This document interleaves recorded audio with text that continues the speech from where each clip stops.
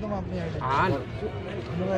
कुछ प्रदर्शन किया जीवन यूनिवर्सिटी? जैसे कि एनएसयूआई के हमारे जिलाध्यक्ष पवन भाई, पारस भाई और हमारी टीम विशाल भाई, रंजीत भाई, सभी और भी मेरे भाई जो यहाँ पर पधारे हुए हैं, सभी की एक मांग थी कि काफ़ी समय से एनएसयूआई छात्रों की मांग उठा रही थी। तो आज उनका निवेदन था कि भैया एक बार आके आप बात करें।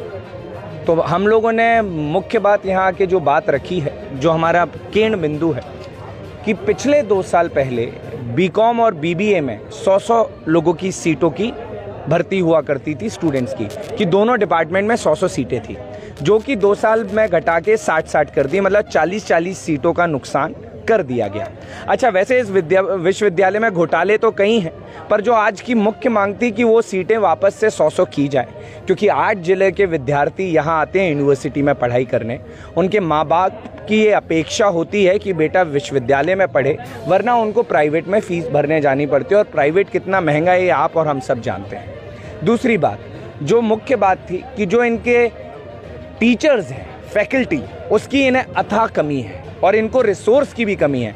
तो मैं मुख्यमंत्री जी से मांग करना चाहूँगा कि या तो आप यूनिवर्सिटीज़ को रिसोर्स देना दें, क्योंकि उनकी बातों से ये महसूस हुआ कि रिसोर्स ना होने के कारण इन्होंने अपनी सीटें घटाई, अपनी फैकल्टी घटाई, और उन 2 चीज़ों के कारण, मतलब दलाली और धांधली इतनी है घोटाले के नाम पे कि घोटाले पे घोटाले पूरे देश में चल रहे हैं। नर्सिंग चल रहा है, व्यापम 2.0 आया, लेकिन यहाँ पर फीस देने के लिए, रिसोर्स देने के लिए यहाँ पर मुख्यमंत्री जी पे धन नहीं है क्या भाजपा में, कि इनके पास कोई घपला चल रहा है अंदर की सीटें घटाई जा रही हैं, ये कहकर कि हमारी फैकल्टी एडजस्ट नहीं कर सकती।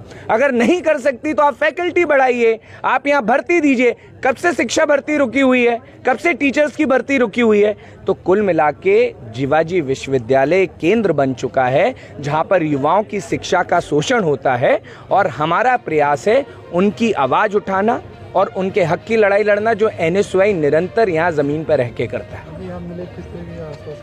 उन्होंने कहा है 2 दिन का टाइम मांगा है, तो 2 दिन के बाद हमारी एनएसयूआई की टीम आएगी, फिर देखते हैं। और अगर नहीं होता है तो एक आंदोलन के रूप में एक बहुत बड़ी मांग हम लोग इस विश्वविद्यालय में उठाने की करने वाले हैं, और एनएसयूआई के साथ यूथ कांग्रेस भी उनका समर्थन देगी। उनको ये लगता है कि हर जगह हल्ला होके काम होता है। कुछ जगह हमें ये भी पता होना चाहिए कि जिस तरीके से आपकी नज़रों में हल्ला गुल्ला से नहीं, हम वो विद्यार्थी हैं, हम भी रहे हैं कि जो पढ़े लिखे तरीके से भी सुलझाना जानते हैं। जी धन्यवाद।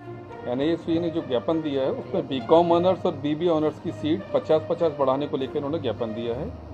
इसमें उन्होंने उल्लेख किया है कि 2 साल पहले बीकॉम ऑनर्स और बीबीए ऑनर्स में 100 सीटें हुआ करती थी, जो अब 60 हैं, और इसको उन्होंने पुनः 100 करने के लिए आवेदन किया। संबंधित डिपार्टमेंट्स के हेड्स को बुलाएंगे कल, और माननीय कुलपति जी भी कल आ जाएंगे, आज छुट्टी पे हैं, और उसके बाद इनकी मांग पर विचार करेंगे क्या हो सकता है।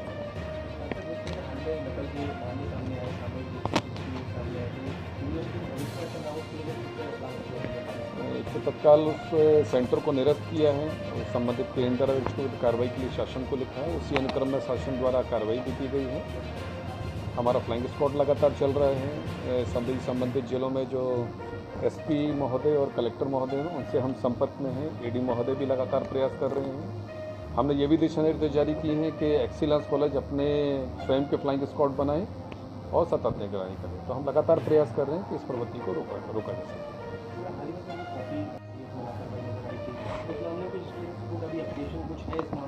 देखिए, एसओएस में वैल्यूएशन की कॉपियाँ कम होती हैं, और कई बार एग्जामिनर जो बाहर का होता है, तो स्पीड पोस्ट मुझे लगता है सरकारी व्यवस्था है और बहुत ही अच्छी व्यवस्था है। आपवादिक रूप से ऐसी कभी एक घटना आती है, और उन्होंने उसके लिए कहा कि हम मुआवजा देने को तैयार हैं। बाकी नियमानुसार जो ऑर्डिनेंस में बच्चों के लिए प्रावधान है हम उसके लिए करेंगे।